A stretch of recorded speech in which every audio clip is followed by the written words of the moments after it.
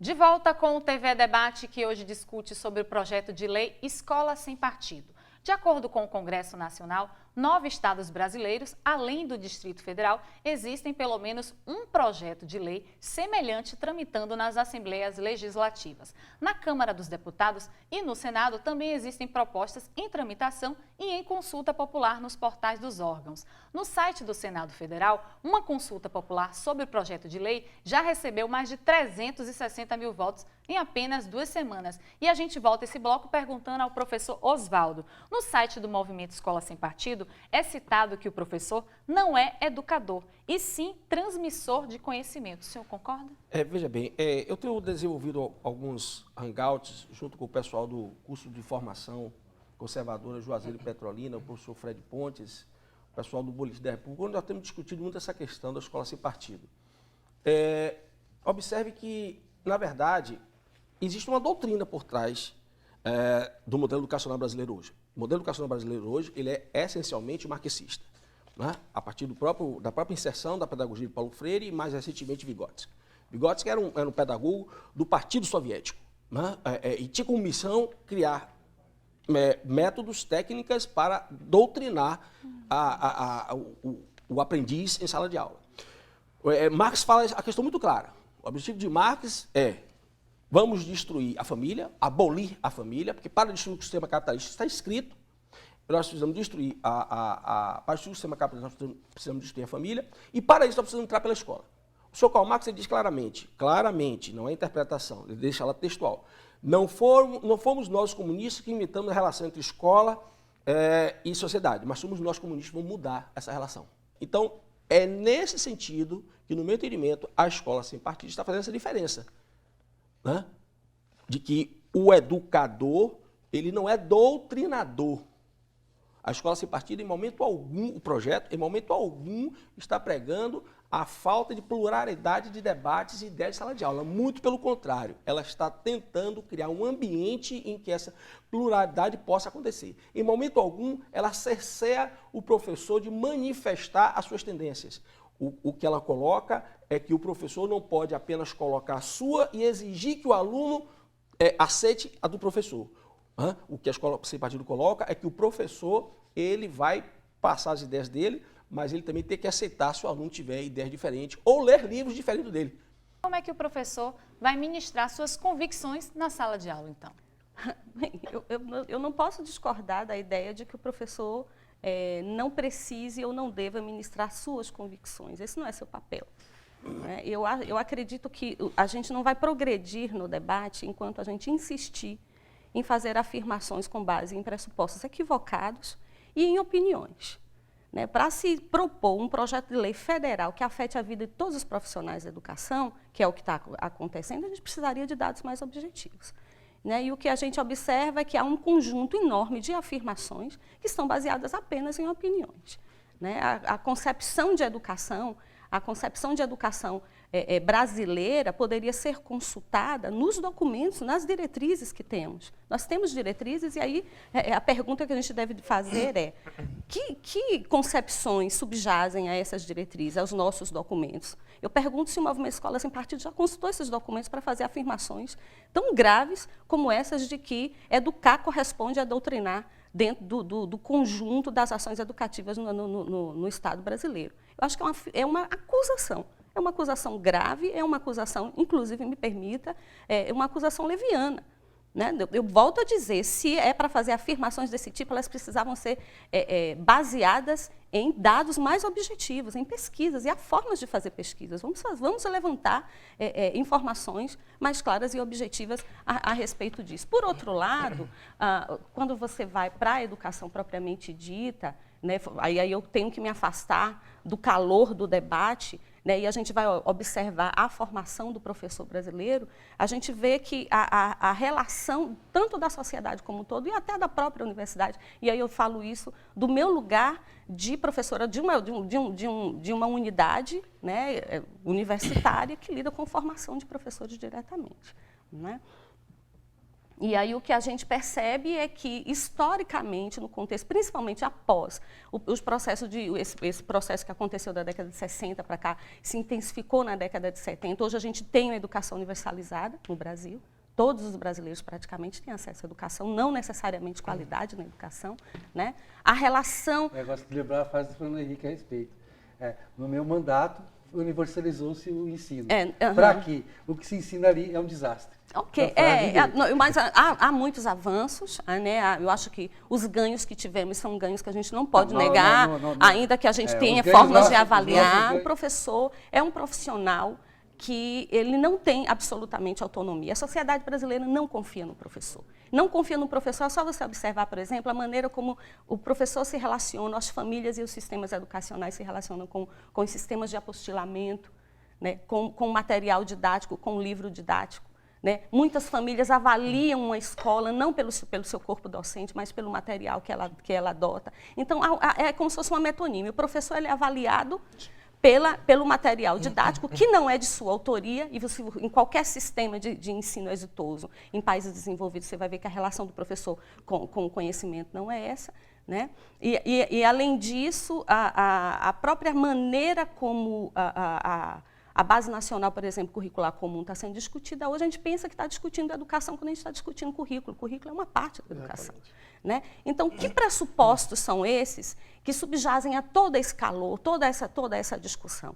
Eu acho que isso precisa ser revisto. Né? Educar, evidentemente que educar não é doutrinar, porque se estivermos doutrinando, nós não estamos formando para a autonomia nem para a cidadania. Cidadania, as pessoas não nascem cidadãs. Né? E essa é uma discussão que a gente vai travar lá na filosofia. Se eu partir do pressuposto que toda a educação brasileira ela é marxista, eu não sei de onde que nasce essa afirmação, porque lá na Faculdade de Educação, por exemplo, quando nós trabalhamos com a alfabetização, há dois grandes pensadores que estão, e o pensamento que predomina nas fases iniciais da educação não é Vygotsky. Né? Hoje o predomínio no campo da alfabetização é da psicogênese, da psicologia genética de Piaget. Né? E a gente está o tempo todo dizendo, nós precisamos, eu particularmente digo, nós precisamos de um certo ecumenismo, né? de observar o que cada um desses pensadores e desses pesquisadores trouxeram de contribuições para o campo da formação das pessoas. Nós temos respeito pelas pessoas, pela inteligência dos nossos jovens, porque eles precisam desenvolver autonomia para o exercício da cidadania, não apenas da cidadania, mas da gestão da sua própria vida. E mais ainda, professor... Aí vem o Estado laico, né, Miguel? Que está na Constituição. Me permita, na verdade, o professor, ele tem a liberdade de cátedra dentro das diretrizes nacionais e dentro do projeto pedagógico da escola ou da universidade. Então, o professor, ele está restringido por esse âmbito legal, normativo e dentro da universidade. E aí, eu concordo com o professor, é surpreendente, porque, por exemplo, a LDB foi do governo de Fernando Henrique. É de 96. Como é que a LDB vai instituir um sistema de base marxista, vai manter um sistema de base marxista? Será que a ditadura, com as modificações que promoveu no sistema de ensino, viabilizou que se continuasse ou que se instituísse um regime marxista, de base marxista nas universidades públicas, privadas e no ensino? Me parece que não é minha área, mas eu estou de acordo com a professora. Acho que isso realmente não tem, pelo menos na ótica legal, isso não transparece da análise dos documentos normativos que regulam ou regularam o ensino superior. Quanto ao Estado laico especificamente, o Estado, evidentemente, ele não adota religião, ele não professa religião, ele tem que admitir todas as concepções, todas as ideias, o que no Brasil é visto, como tudo no Brasil, é visto com certa flexibilidade, com certa ambiguidade. Nos tribunais, nós costumamos encontrar cruz, não é? Atrás dos desembargadores, dos julgadores, dos ministros. Isso é entendido, e os próprios julgadores costumam expor, utilizar suas concepções religiosas, mas isso não pode interferir na forma do Estado decidir. Isso não pode conduzir a uma decisão de política pública. E no âmbito da escola, mais uma vez, da escola, da universidade, há a necessidade de reconhecer a autonomia tanto do indivíduo aluno, tanto daquele que está formando a sua cidadania. A Constituição é clara, artigo 205, a educação se destina a formar para a cidadania, para o desenvolvimento pessoal e para a capacitação para o trabalho. Então, a cidadania envolve essa formação de juízo crítico a partir daquilo que o professor expressa. Agora, esse professor que não admite que o aluno divirja dentro de uma postura respeitosa e fundamentada, esse não é um professor. Ele é um mau para estar na escola. Esse é um professor para ser reformulado ou sofrer um treinamento pedagógico, uma formatação do seu modo de ensinar, porque esse não é um professor. E eu volto a insistir, nos cursos de direito que eu conheço, e que eu faço parte, ou que eu já tive experiência, e no âmbito, inclusive, das diretrizes do Conselho Nacional de Educação para os cursos de direito, é professada essa abertura e garantindo ao seu professor expressar suas concepções, mas também que os alunos exponham as suas concepções. É preciso reconhecer que todo o conteúdo ministrado tem que ter a transversalidade, a interdisciplinaridade, o humanismo, tem que abordar a questão das minorias. Por quê? Porque essa é uma exigência constitucional. Se a Constituição estabelece o princípio da igualdade, a igualdade envolve você reconhecer no outro a condição em que aquele outro está inserido ou está excluído da cidadania. Não necessariamente. Tem uma palavra terrível, é igualdade. Né? Igualdade você pode levar para...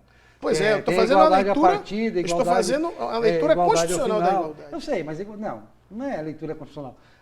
Eu entendo que a Constituição tem valores, não tem problema em ter valores. Todo mundo tem seus valores, todas as filosofias, todos os pensamentos políticos têm valores. Moral vem, a filosofia existe para a moral. Né? Uma das grandes funções da filosofia é estabelecer uma moral. Se ela é transcendente ou não, é como o Karl Popper dizia, né? Que nós é que elegemos os profetas. Então, as religiões elas acabam também tendo... As propostas políticas acabam tendo um caráter religioso, e como as religiões têm um caráter político proselitista, no sentido de proselitismo. Eu só queria chamar a atenção que você falou o que é o professor. Né? Na verdade, quando você fala de diretriz curricular, o sistema brasileiro é vertical. Ele é tão vertical que o professor ele passa a ser, dentro, se ele quiser ter uma eficiência, vamos dizer, o professor da escola privada, que a escola privada tem um interesse em ter uma boa nota no Enem e tal, porque aquilo... Então, ele é orientado ao quê? Siga o que o Enem pede. Hoje, o Enem é a grande passagem. Quando o Enem toma partido de uma determinada orientação politicamente correta, de uma determinada ideologia politicamente correta, de viés autoritário, é próprio do autoritarismo botar uma opinião só. Essa é a grande contestação da minha parte.